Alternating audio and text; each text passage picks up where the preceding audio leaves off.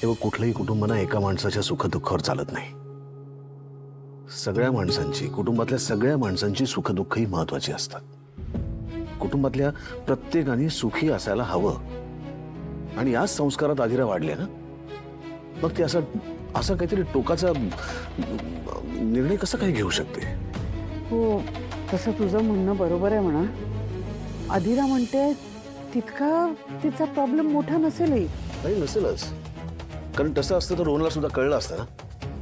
तो काहीच बोलला नाही. म्हणजे मला असं वाटतं आणि की आदिराने सुद्धा ना जरा असा एकदम टोकाचा निर्णय घेण्यापेक्षा जरा समजून घेतल्या पाहिजेत गोष्टी. कसं आहे, वेगळ्या स्वभावाची माणसं, वेगळ्या कम्फर्ट झोनमध्ये राहिलेली माणसं जेव्हा एकत्र येतात तेव्हा थोडी तरी घुसमट होतेच ना.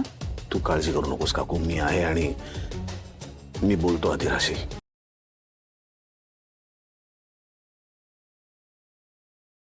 आजच डाउनलोड करा आणि तुमच्या आवडत्या मालिकांचा आनंद लुटा.